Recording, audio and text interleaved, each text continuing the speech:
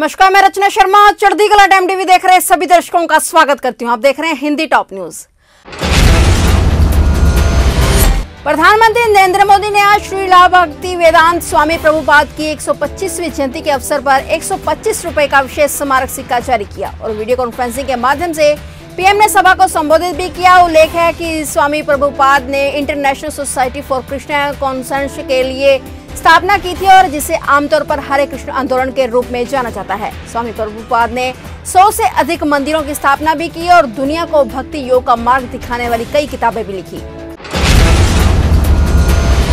अमेरिकी नौसेना का एक हेलीकॉप्टर क्रैश हो गया। सेना अधिकारियों ने कहा है कि यूएसएस अब्राहम लिंकन हेलीकॉप्टर मंगलवार को दक्षिणी कैलिफोर्निया के समुद्र में एक विमान पाकपोत से नियमित उड़ान के दौरान दुर्घटनाग्रस्त हो गया और हादसे के बाद 5 लोग लापता बताए जा रहे हैं। नौसेना ने कहा है कि हेलीकॉप्टर में 6 लोग सवार थे।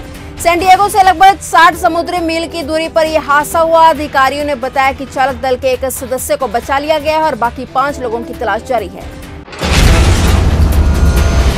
अमेरिकी फौजों के अफगानिस्तान छोड़ने के बाद अमेरिकी राष्ट्रपति जो बाइडेन ने बुधवार को पहली बार राष्ट्र को संबोधित किया। इस दौरान उन्होंने कहा है कि अफगानिस्तान में हमारा मिशन कामयाब रहा है। साथ ही उन्होंने आतंकवाद से लड़ाई जारी रखने की बात एक बार फिर से दोहराई। बाइडेन ने कहा है कि हम अफगानिस्तान समेत दुनिया भर में आतंक के खिलाफ लड़ाई लड़ते रहेंगे, लेकिन अब किसी देश में आर्मी बेस नहीं बनाएंगे।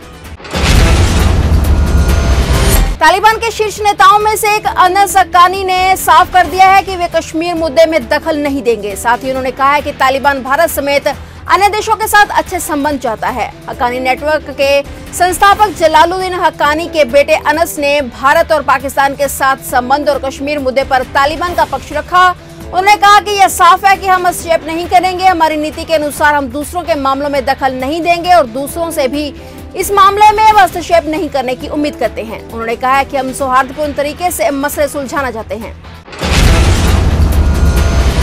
और अब पंजाब में बिजली समझौतों को लेकर सियासत लगातार गरमाई हुई है। नवजोत सिंह सिद्धू लगातार इन समझौतों को रद्द करने की मांग कर रहे हैं, पर दूसरी तरफ सीएम अमरिंदर का साफ कहना है कि सारे बिजली समझौते रद्द नहीं हो सकते। सीएम अमरिंदर ने कहा है कि 122 बिजली समझौते हैं और हमें 14,000 मेगावाट बिजली की जरूरत है। यदि हमने सभी समझौते रद्द कर दिए तो हम इतनी बड़ी बिजली कहां से खरीदेंगे। सभी बिजली समझौते रद्द हो गए तो इससे पंजाब में अंधेरा होने का संकट खड़ा हो सकता है। हालांकि नवजोत सिंह सिद्धू लगातार अपना तर्क रख रहे हैं, पर सीएम अमरिंदर इन सभी बिजली समझौतों को रद्द करने के पक्ष में नहीं है। हरीश रावत आए तो थे पंजाब की कांग्रेस में मचे घमासान को मिटाने, लेकिन वे खुद ही विवादों में फंस गए हैं। दरअसल पंजाब कांग्रेस के प्रभारी हरीश रावत ने 5 प्यारों पर बयान दिया है। रावत ने सिद्धू के कार्यकारी प्रधानों की तुलना 5 प्यारों से कर दी है। रावत के इस बयान पर जहां सिख जथेबंदियों में रोष पाया जा रहा है, वहीं अकाली दल ने रावत पर केस दर्ज करने की मांग की है। इस दौरान हरीश रावत ने बढ़ते विवाद को देखकर माफी मांग ली है। रावत ने कहा है कि उनसे गलती हो गई है। रावत ने यह भी कहा कि वे गुरुद्वारा साहिब में झाड़ू लगाकर अपनी इस गलती का पश्चाताप करेंगे। 5 प्यारों की तुलना किसी से नहीं की जा सकती, लेकिन उनके इस बयान से धार्मिक भावनाओं को ठेस पहुंची है और इसके लिए वे अपनी गलती मानते हैं। उत्तर प्रदेश के पूर्व मुख्यमंत्री स्वर्गीय कल्याण सिंह की 13वीं संस्कार आज बुधवार को अलीगढ़ जिले के अतरौली स्थित केवीएम इंटर कॉलेज में हो रहा है। ब्रह्मभोज के लिए 1400 कारीगरों को लगभग बुलाया गया है और जो विभिन्न तरह के व्यंजन तैयार करने में जुटे हुए हैं। जानकारी के मुताबिक ब्रह्म भोज में 1 लाख से भी ज्यादा लोग शामिल हुए हैं, जिनमें उत्तर प्रदेश के मुख्यमंत्री योगी आदित्यनाथ, दोनों डिप्टी सीएम केशव प्रसाद मौर्य व डॉक्टर दिनेश शर्मा समेत दूसरे राज्यों के मुख्यमंत्री, राज्यपाल, मंत्रियों और विधायकों समेत अन्य गणमान्य लोग शामिल हुए हैं। सितंबर के पहले ही दिन महंगाई ने लोगों को जोर का झटका दिया है। बिना सब्सिडी वाले घरेलू गैस सिलेंडर की कीमत में एक बार फिर 25 रुपए का इजाफा किया गया है। वहीं कमर्शियल सिलेंडर की कीमत में 75 रुपए की बढ़ोतरी हुई है। अब दिल्ली में 14.2 किलोग्राम का एलपीजी सिलेंडर 884 रुपए 5 पैसे हो गया है, जबकि इससे पहले यह 859 रुपए 50 पैसे में मिल रहा था। सितंबर महीने में ज्यादातर राज्यों ने स्कूल खोलने का फैसला किया है। कई राज्य इस पर अभी भी विचार कर रहे हैं और इसी क्रम में आज यानी 1 सितंबर से दिल्ली, मध्य प्रदेश, राजस्थान, तमिलनाडु, यूपी जैसे कई राज्यों में लंबे समय के बाद विभिन्न कक्षाओं में पढ़ने वाले बच्चों ने स्कूल जाना शुरू कर दिया है। हालांकि कोरोना संक्रमण से बच्चों की सुरक्षा एक बड़ा मुद्दा है।